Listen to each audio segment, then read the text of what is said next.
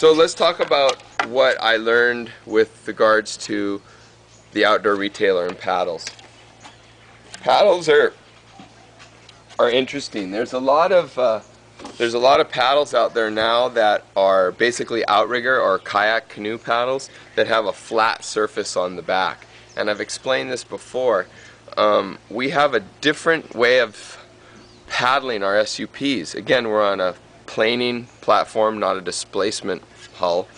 So what that means is that the paddle has to be more efficient in the water.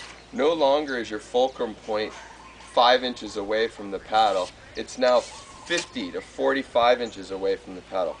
So what that means is that your blade needs to be more efficient through the water, and it also needs to steer itself.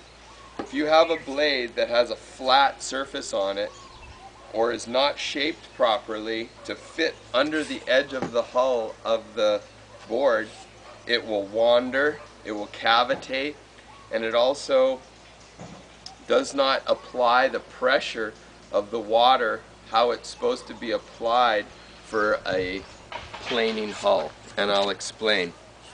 What happens is, the reason why we have 12-14 degrees on a blade and we do not have a hook in the blade is efficiency of where the water is directed. When you have a displacement hull, it doesn't matter where the water flow is going. As long as you have a good solid bite, the hull is displaced. So that means it doesn't compress as easily. When you have a planing hull, you're trying to get the hull of this board to plane on the surface of the water.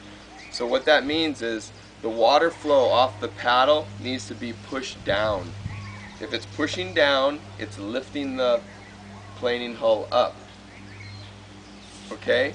So therefore, if you look at how this blade goes through the water right here, you can see, try to do a close up here, you can see the angle of the blade comes through the water, and the direction of the water flow is pushing down. Okay? And by pushing the water flow down, you lift the displacement or the planing hull up, which is what you're trying to do.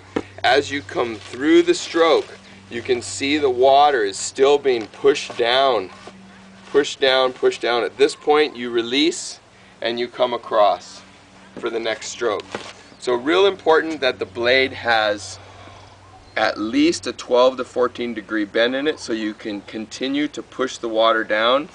It's important that it's not too flat. If it's a flat surface, what happens is as you drive through the water, the blade's going to cavitate. And it's going to do this. So if you notice when you put your blade in the water and you hit it really hard and your blade does this, it's the flat surface of the blade. It's not efficient.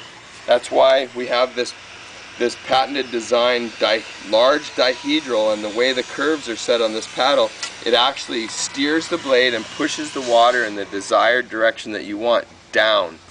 Okay? The other thing we've seen a lot of hooks, a lot of paddles that have a lot of bite in them. These are great for displacement hulls, wonderful for getting a lot of bite. But what does that do when you go through the water on a planing hull? It grabs the water harder, which then makes you more unstable because it wants to pull you over the paddle. It's not efficient, and also it's not pushing the water flow down in the desired direction that you want to do to lift the planing hull up. So again, proper flow off the paddle is super important when you're talking about a planing hull compared to a displacement hull. And that's why the products that we try to develop here are specific to this sport. It's not an outrigger paddle with a long shaft. It's a specific blade for a specific sport, which is a planing hull sport.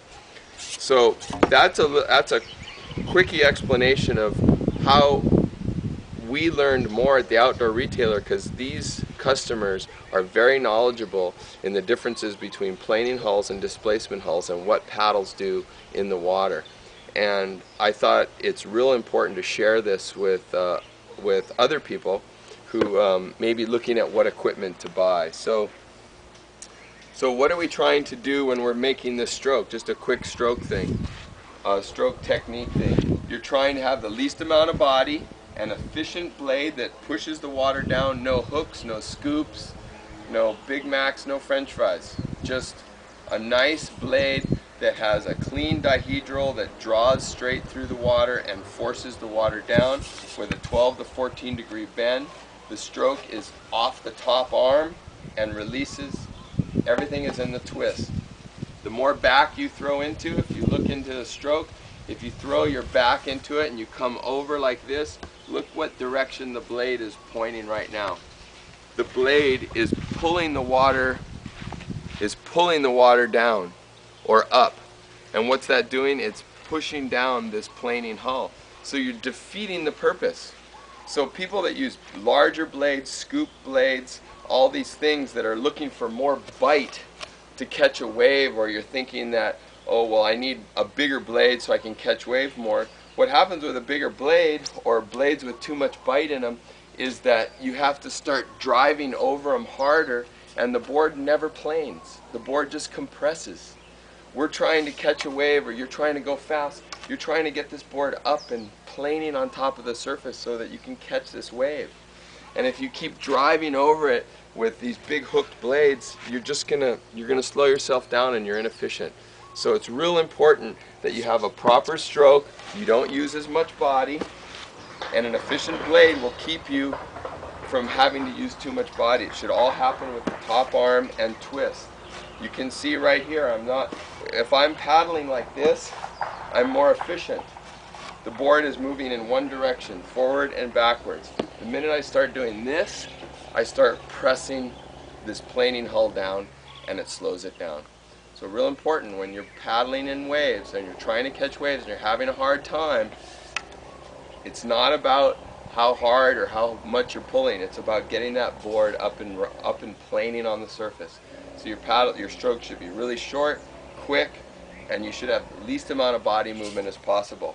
And if your blades are too big and too bitey, I'm going to say it again, all you're going to do is you're going to force more body into it. You're counterproductive. So think about the equipment you buy, think about the stroke you use when it comes to efficiency and catching waves, or as you get better, let's learn more about your techniques and the equipment that you're using, and pay attention to the equipment you're buying and that it's specific to the sport you're doing.